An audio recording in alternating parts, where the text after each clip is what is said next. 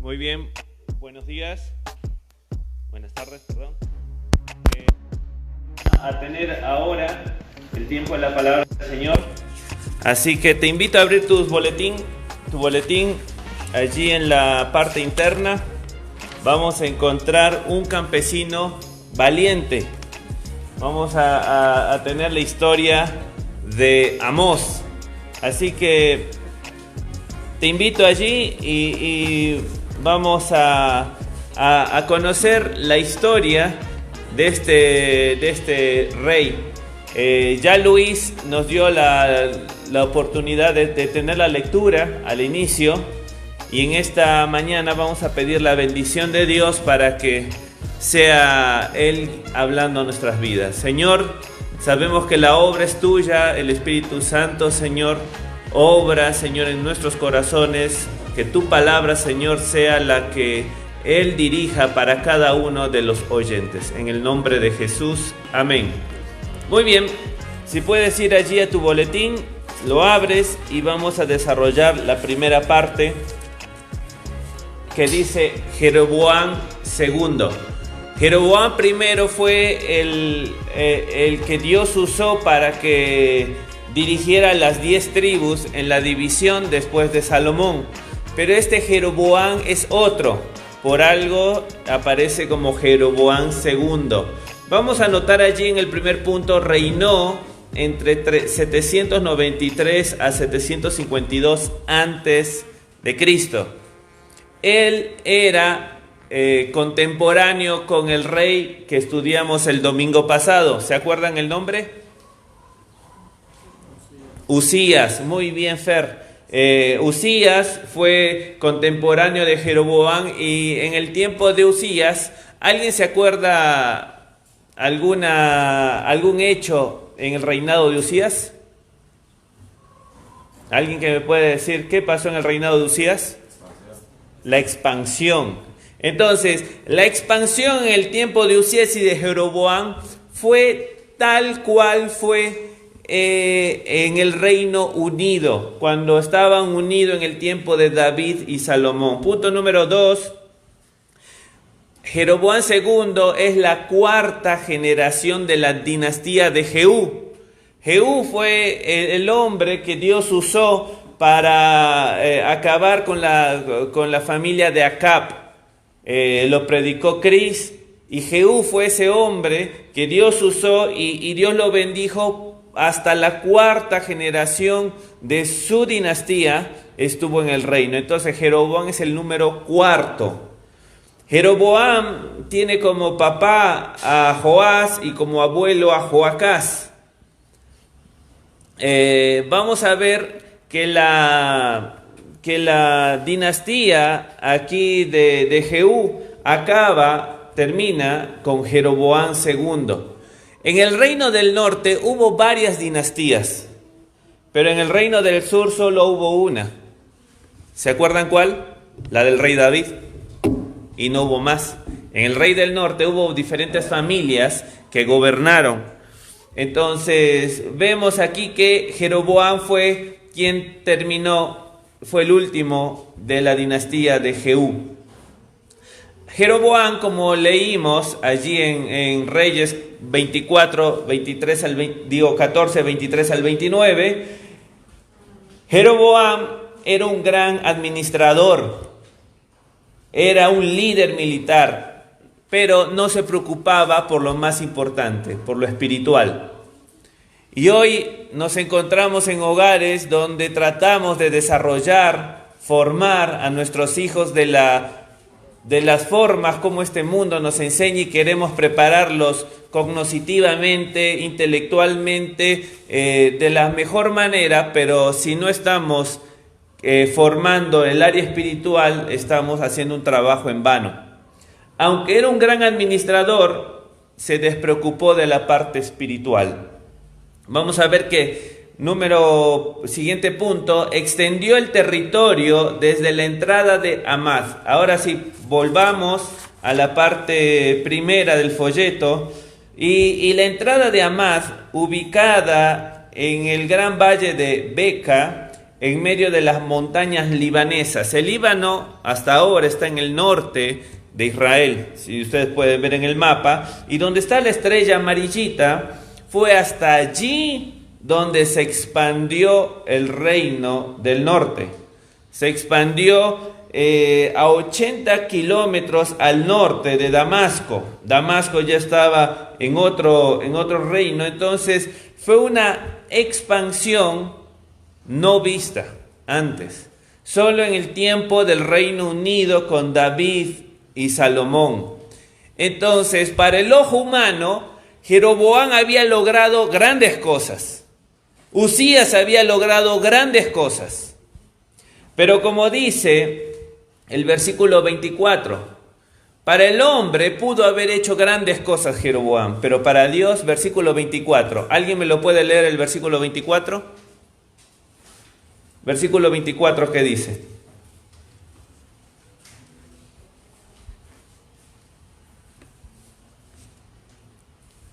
Segunda de Reyes 14, 24. ¿Alguien que lo pueda leer? ¿Qué se dice allí de Jeroboam?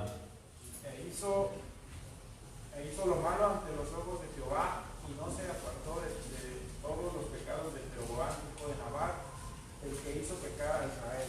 Muy bien. Aunque se expandió de la manera más grande, aunque hizo un trabajo sin igual, hizo lo malo ante los ojos del Señor. Entonces, Jeroboam había hecho lo malo ante los ojos del Señor y se había negado a apartarse de los caminos pecaminosos de los reyes antiguos. Aquí encontramos también, es el rey que más duró. En el reinado del norte, si puedes leer luego, es el rey que más duró. ¿Saben cuánto? 41 años. Y versículo 26 dice, Dios lo usó para dar descanso del sufrimiento que tenía el pueblo de Israel. El pueblo de Israel había sido atacado por varios reinos, pero a través de la vida de Jeroboam, el pueblo del norte, a pesar de su apostasía, encontró descanso. Muy bien, hasta ahí la vida de Jeroboam. Ya vemos que fue el rey que más duró, ya vemos que es el que más extendió el reino del norte. Muy bien, hasta ahí los hechos de Jeroboam. En ese reinado de paz y de gran prosperidad, aparece una voz que Dios levanta. Dios levantó 3 profetas, Amós, Oseas y Jonás. Jonás predicó para los asirios.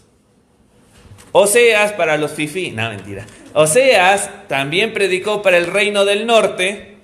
Y Amós, siendo del sur, predicó también para el reino del norte. Entonces son tres profetas que puedes encontrar en tu Biblia que profetizaron en el tiempo de Jeroboam y de Uzías. Amós se convirtió en algo tan irritante para los oídos de las personas de aquel momento. A mí particularmente no me gusta escuchar ese sonido horrible del tenedor raspando un plato de loza. Ese sonido tan repugnante no lo puedo escuchar. Amós se convirtió en algo así para el reino del norte. Amós era un pastor de ovejas. Amós era un cosechador de higos. Es decir, fue un simple campesino, como podemos ver allí. Era un simple campesino que Dios levantó para poder profetizar contra lo que estaba viviendo Israel en ese momento, contra el reino del norte, para hablar sus verdades a Israel. Entonces, Amós fue un simple campesino que Dios levantó. En medio de tanta paz y prosperidad que tenía el reino del norte, profetizó Amós. Habló sin rodeos, un vocabulario granjero, un simple pastor. El pastor de ovejas era uno de los oficios más bajos y despreciados por ser pobre. A Amós no le importaba los lujos, la aceptación social. No era un profeta profesional, él mismo lo reconocía. Dios lo sacó de allí, de en medio de las ovejas, de en medio de la higuera, de allá lo sacó Dios de un pueblo llamado Tecoa en el sur para ir a predicar al norte, contra Jeroboam y contra todo el pueblo que estaban dando la espalda a Dios. Dios usa personas así. Dios usa personas que no muchas veces están interesadas en querer predicar la palabra. Dios usa personas que están trabajando como este hombre. Un trabajo sacrificado, estar en el sol, con sufrimiento, con agua, en falta de agua, llevar a los animales. Y Dios tomó a Amós de un pueblito del sur y lo lleva a la gran nación, al gran reino del norte que había llegado a su mayor esplendor. Entonces Dios usa así personas sencillas que están trabajando, que están ocupadas, que están haciendo su labor, que están haciendo lo que les corresponde. Dios usa personas así. Israel ya se había separado de Judá hace 170 años. México como nación, ¿cuánto tiene? 200 como república independiente. 200. Ok. 210 años aproximadamente. Muy bien. Uno lo ve bastante lejos eso. Bueno, así también Israel y Judá se habían dividido hace 170 años. Israel se había separado de la adoración en Jerusalén 170 años. Israel estaba teniendo una bonanza, una prosperidad tremenda, que su relación con los del sur, con Judá, iba a ser un poco más lejos, separada. Entonces, esta nación que estaba siendo tan rica, ya tenían 41 años gobernó Jeroboam, y no podemos saber en qué año exactamente Amós estaba escribiendo esta profecía contra el pueblo de Israel, pero ya tenía años de bonanza, y que un simple campesino del reino del sur, del país vecino, venga y nos diga y nos juzgue y nos diga las cosas que estamos haciendo mal. Definitivamente el pueblo rechazó a Amós. Vamos a ver ahora, después de ver a Jeroboam, Amós, ahora vamos a ver la condición, un análisis, un rayos X del pueblo de Israel desde el punto de vista de la profecía de Amós. Dios levantó a Amós. En primer lugar, vamos a encontrar, así que te invito ahora a abrir tu Biblia en el libro de Amós. Si nunca lo abriste ahí, tienes que ir hasta los profetas más grandes, que son Isaías, Jeremías, y el último de los más grandes es Daniel. Luego viene Oseas, Joel y Amós. Así que te invito a abrir tu Biblia en el libro de Amós. Y allí vamos a ver la condición moral de los habitantes de Israel, como también de su líder, que es Jeroboam II. Dios consideraba al pueblo de Israel, capítulo 6, versículo 8, como arrogante. Puedes anotarlo allí, versículo 8 del capítulo 6 dice: el Señor soberano ha jurado por su propio nombre, y esto es lo que dice el Señor Dios de los ejércitos celestiales: desprecio la arrogancia de Israel y odio sus fortalezas. Entregaré esta ciudad a sus enemigos junto con todo lo que hay en ella. Muy bien, la arrogancia del pueblo de Israel, del reino del norte, causaba odio, enojo a Dios. Punto número 2. Se sentían seguros. Capítulo 6, versículo 1, perdón. ¿Qué aflicción les espera a ustedes que están a sus anchas? en medio de lujos en Jerusalén. Esto también era para los reinos del sur. Y a ustedes que se sienten seguros en Samaria. Había un sentimiento, una atmósfera de seguridad, que no necesitamos de Dios, que no necesitamos buscar de Dios. Estamos muy bien con nuestros becerros que tenemos adorando en Dan y en Betel. No necesitamos volver a Jerusalén, no necesitamos del Dios de Israel, no necesitamos del Dios que sacó a nuestros antepasados de Egipto. Estamos bien así. Había un ambiente que se daba de seguridad, que no había una necesidad de Dios. ¿No parece eso común hoy en día? Que la gente hoy no quiere buscar de Dios. No tenemos tiempo para Dios. No tenemos tiempo para leer la palabra de Dios, no tenemos tiempo ni para congregar, no tenemos tiempo ni para servir, no tenemos tiempo para dar a Dios. Se sentían seguros, eran arrogantes. Punto número 3, pisoteaban al indefenso, quitaban a los oprimidos del camino. Capítulo 5, versículo 12, dice lo siguiente: pues yo conozco la enorme cantidad de sus pecados y la profundidad de sus rebeliones. Ustedes oprimen a los buenos al aceptar sobornos y privan al pobre de la justicia en los tribunales. Entonces, en los tribunales, en los poder judicial del norte había injusticia, había sobornos, privaban al pobre, al que no tenía, lo privaban de la justicia verdadera. Punto número 4, estafaban a los demás, vendían grano mezclado. Capítulo 8, versículos 5 al 6, dice lo siguiente: ustedes no se aguantan a que termine el día de descanso y a que se acaben los festivales religiosos para volver a estafar al desamparado. Pesan el grano con medidas falsas y estafan al comprador con balanzas fraudulentas. Había fraude en sus negocios. Había abuso de confianza. Se aprovechaban de los demás solo por un poco más de dinero. Por un poco más de dinero. Entonces vemos que muchos conseguían dinero, muchos conseguían propiedades, casas de piedra, como podemos ver después, por el fraude que hacían.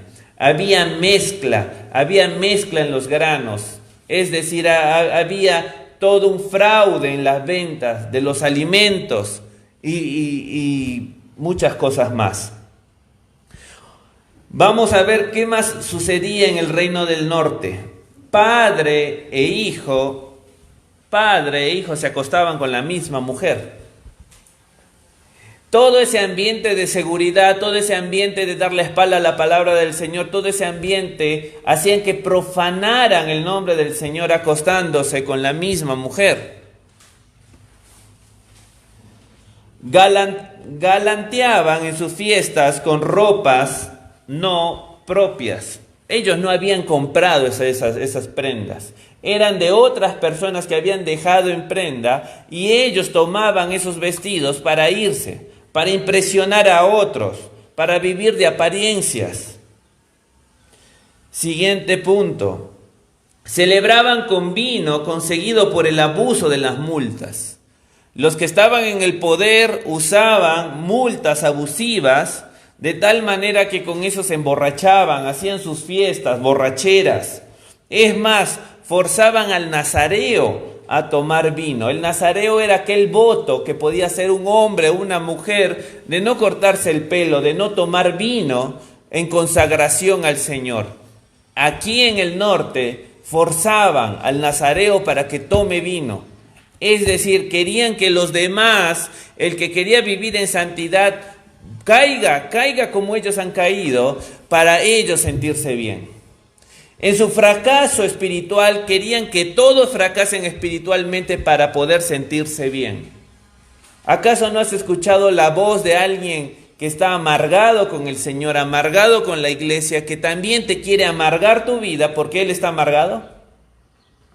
Bueno, en aquel momento, aquellos que estaban dentro ya de este sistema, que estaba dando la espalda de Dios, querían que los nazareos también caigan, no solo ellos. También vamos a ver que callaban a los profetas que Dios levantaba. Eran ricos por el robo y la violencia. Capítulo 3, versículo 10. Vamos a ver qué hacían. Mi pueblo ha olvidado cómo hacer lo correcto, dice el Señor. Sus fortalezas están llenas de riquezas obtenidas por robo y violencia. La manera como ellos habían conseguido no es por la buena competencia, por el buen trabajo, por el sacrificio, por el esfuerzo, sino porque lo conseguían a través del robo y de la violencia. Capítulo 4, versículo 4 al 7 de Amós, vamos a encontrar que adelante les decía el Señor. Capítulo 4, versículo 4 al 7, capítulo 6, 4 al 7.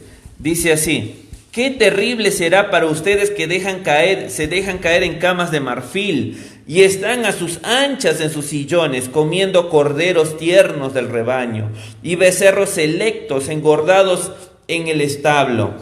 Entonan canciones frívolas al son del arpa y se creen músicos, tan magníficos como David.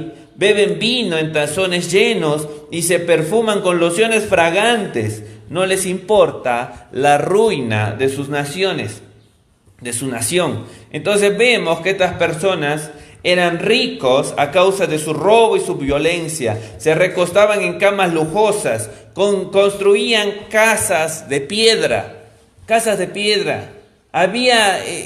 Querían tener la mayor seguridad a cambio de que nadie me lo va a poder quitar todo esto. Puedo estar seguro, puedo tener todo el dinero y las propiedades aseguradas y nadie me lo puede quitar. Ese era el sentimiento en el reino del norte.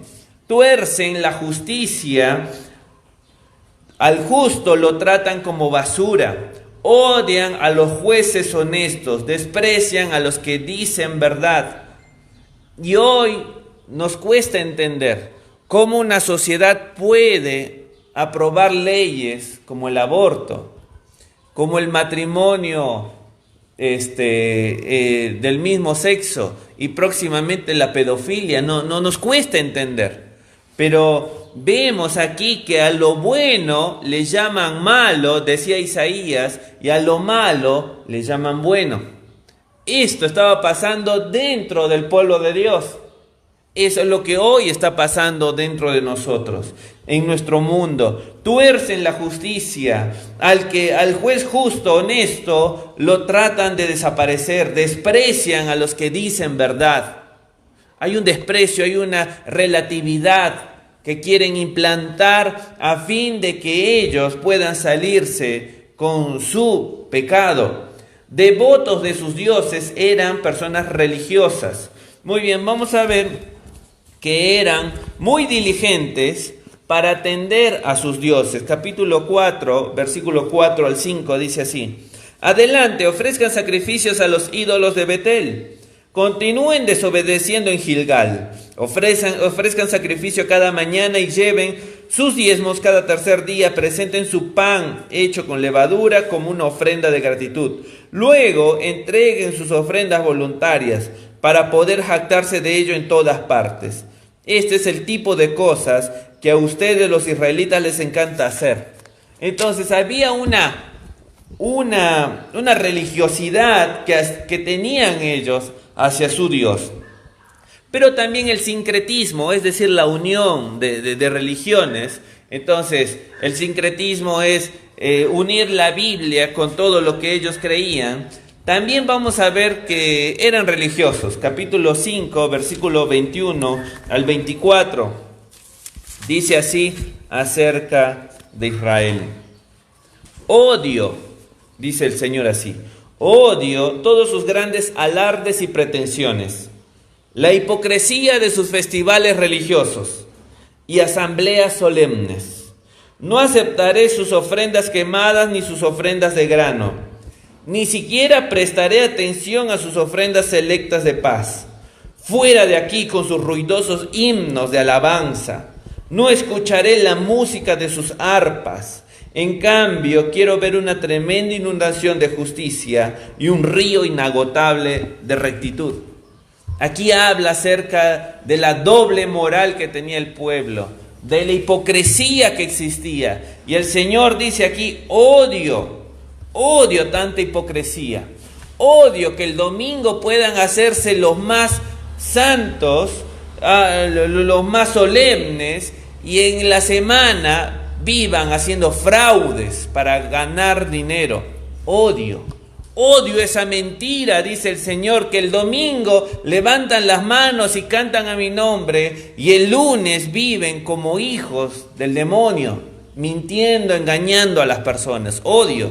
Entonces el pueblo de Israel, el reino del norte, se encontraba en un declive espiritual que ya había venido por años. Pero lo que el Señor levanta y saca a luz es triste. Es decir, habían encontrado el mayor imperio, habían hecho crecer de una manera muy grande el reino del norte, habían conseguido grandes territorios y se jactaban de eso, pero moralmente tenían el ojo de Dios en ellos, esperando el juicio. No necesariamente que haya bonanza material, física en las vidas nuestras quiere decir que esté la bendición del Señor. Podemos muchas veces estar consiguiendo cosas así de una manera que el Señor lo odia. Y aún ir a la iglesia, como vemos acá, que el Señor dice, odio su hipocresía. Odio su hipocresía de cada uno del pueblo. El próximo juicio, el juicio estaba muy pronto a venir. Escribamos ahí, no se arrepentían de los juicios previos, a pesar del hambre, sed, destrucción y plagas. Capítulo 4, versículos 6 al 11, en Amós va a decir lo siguiente. Hice que pasaran hambre en cada ciudad y que hubiera hambruna en cada pueblo. Pero aún así, ustedes no se volvieron a mí, dice el Señor. Yo detuve la lluvia cuando las cosechas más la necesitaban. Envié la lluvia sobre una ciudad, pero la retuve de otra. Llovió en un campo mientras otros se marchitaban. La gente deambulaba de ciudad en ciudad buscando agua, pero nunca había suficiente. Pero aún así, ustedes no se volvieron a mí, dice el Señor. Arruiné sus cultivos, viñedos con plagas, moho. La langosta devoró todas las higueras y todos los olivos. Pero aún así, ustedes no se volvieron a mí, dice el Señor. Les mandé plagas, como los que envié en Egipto hace tiempo. Maté a sus jóvenes en la guerra. Llevé lejos a todos sus caballos. El hedor de la muerte llenó el aire, pero aún así ustedes no se volvieron a mí. Destruí algunas de sus ciudades, así como a Sodoma y Gomorra, y ustedes que sobrevivieron parecían tizones rescatados de fuego, pero aún así no se volvieron a mí, dice el Señor. Entonces acá vemos que este pueblo de Israel, en toda su arrogancia, en toda su altivez, había tenido, vamos a llamar, juicios previos del Señor, que fue mandando hambre, sed, destrucción, plagas, y todavía no se vuelven a mí. Y Dios manda muchas veces en nuestra vida, ¿no?, situaciones difíciles que nos ha tocado vivir, pero todavía no nos volvemos a Él. Y hoy manda esta plaga que la cual estamos viviendo, pero aún el pueblo no se vuelve a Él. Y vamos a ver que tú y yo tenemos que hoy volver al Señor.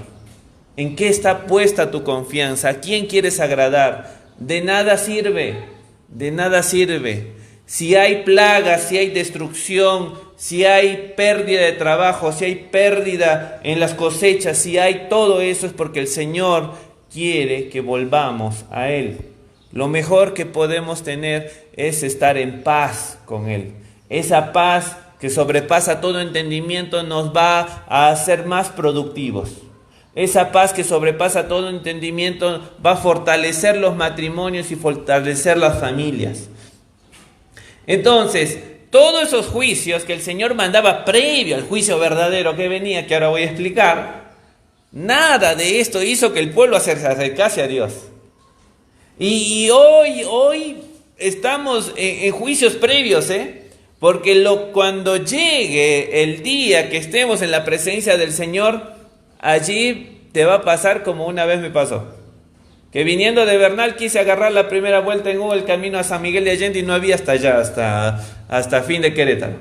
No hay vuelta en U. No hay vuelta en U. No hay forma de regresar cuando estemos en la presencia de Dios, dando juicio.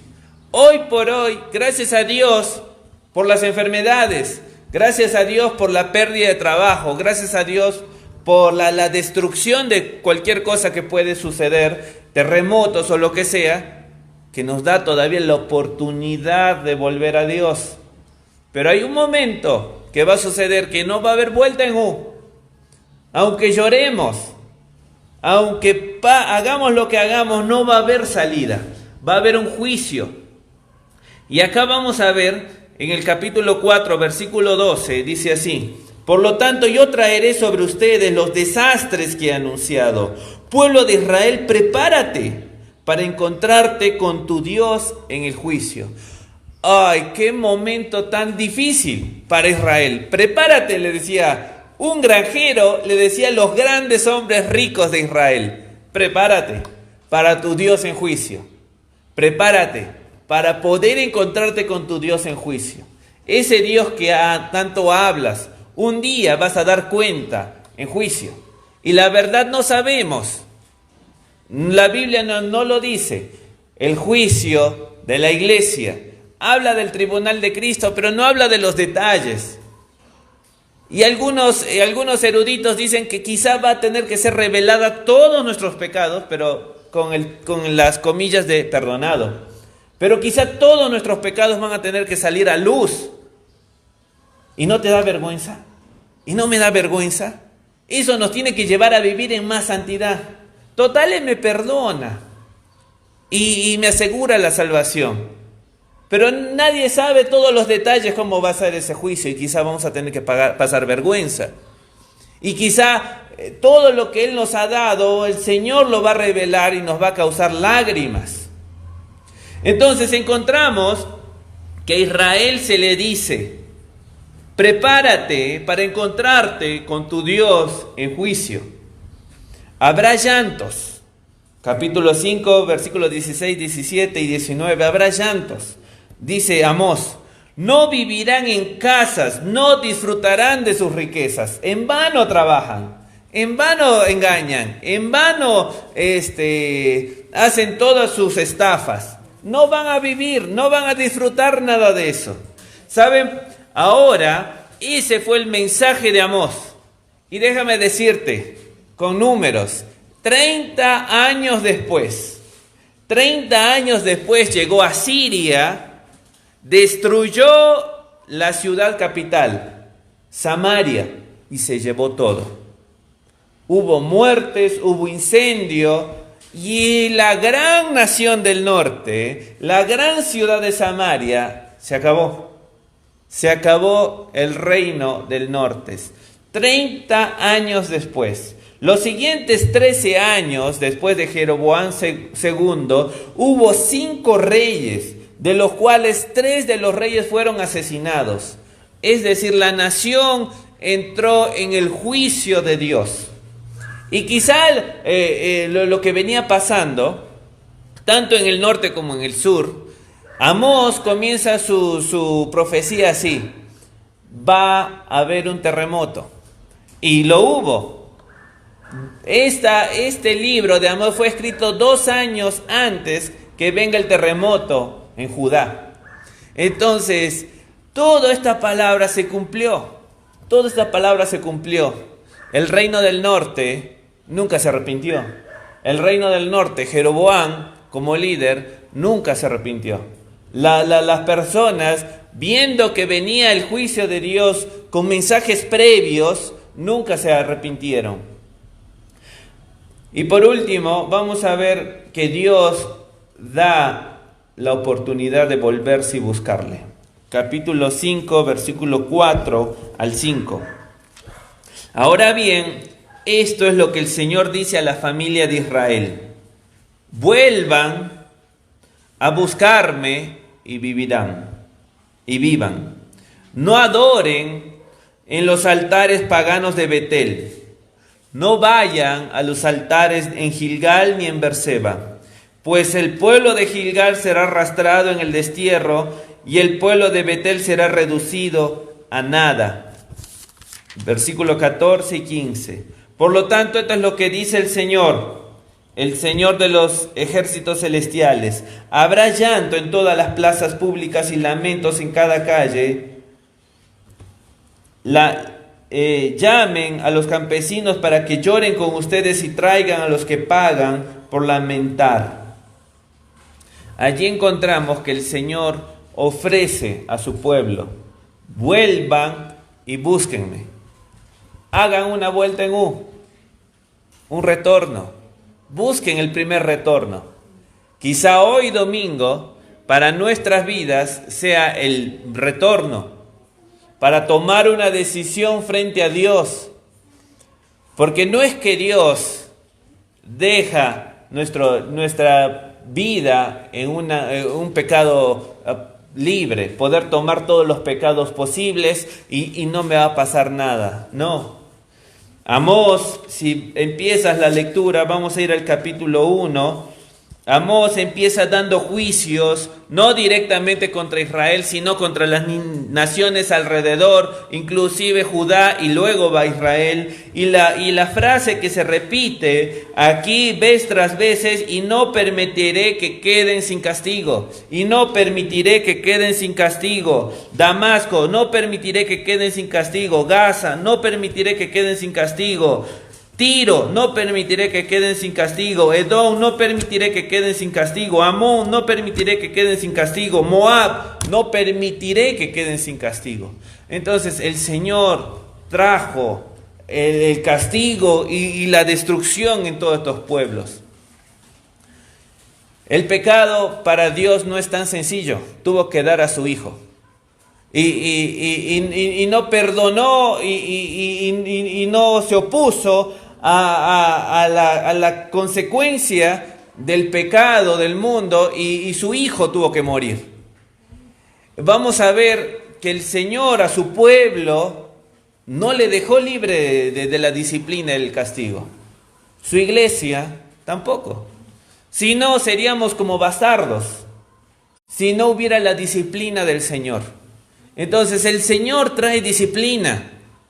El Señor trae disciplina cuando su pueblo no queremos escuchar lo que Él dice. No queremos obedecer. Queremos solucionar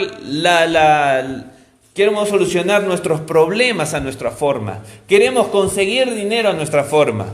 Parece que el domingo salimos de la iglesia y le decimos: Señor, tú te quedas aquí y yo sigo haciendo el lunes, martes y todos los días haciendo mi vida a mi forma, porque conseguir dinero y trabajar tiene que ser a mi forma, no a tu forma, Dios. Y vivimos una vida de doble moral y una vida que quiere agradar a Dios solamente 2 horas un domingo, y luego vivo de una manera que quiero agradarme a mí mismo. Aquí encontramos que el juicio sobre Israel cayó, el juicio sobre el reino del norte cayó, pero pasaron 30 años. Entonces muchas veces Dios nos viene hablando y viene año tras año, mes tras mes, domingo tras domingo, y decimos: parece que Dios está de acuerdo con mi pecado. Puedo seguir viviendo en unión libre, puedo seguir engañando, puedo seguir estafando, puedo seguir engañando al gobierno o a mis trabajadores o a las empresas. Y Dios todavía me da los alimentos, y bendito Dios que nos da los alimentos, y decimos frases cuando Dios odia nuestra hipocresía. Cuando Dios odia nuestra hipocresía. Entonces fueron 30 años que el Señor mandó juicios previos, pero a los 30 años se acabó. Y vino a Siria y llevó a toda la gran ciudad de Samaria. Hoy el Señor viene hablando a nuestras vidas y viene usando predicaciones y viene usando su palabra y viene usando cosas que van pasando en este mundo para advertirte a ti y a mí que viene su juicio. Entonces no hay tiempo que perder.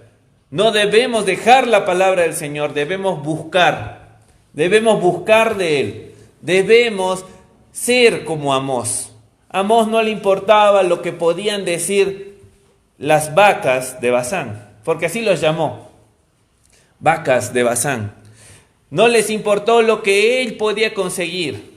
Hoy muchas veces vemos a alguien, entre comillas, poderoso económicamente, y queremos agradar su vida. Queremos hacer una amistad con esta persona. Queremos hacer negocios con esta persona.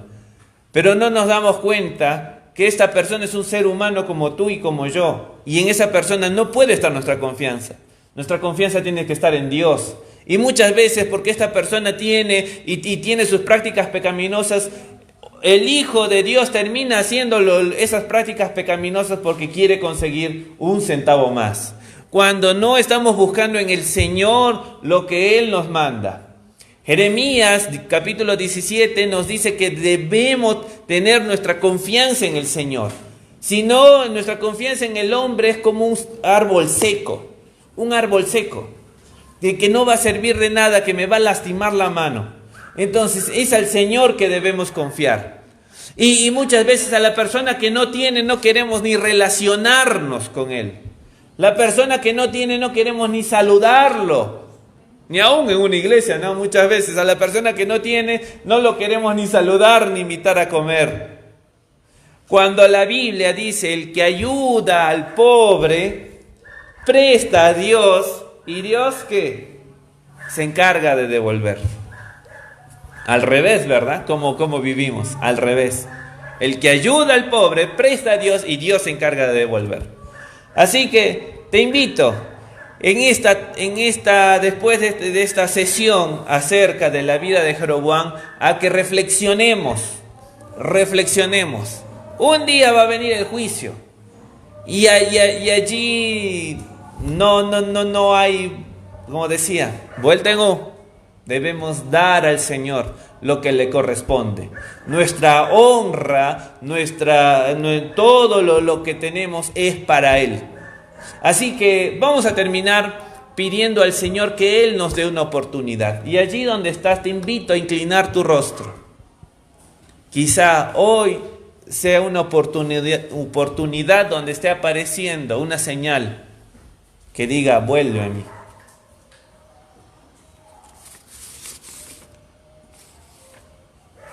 Búscame.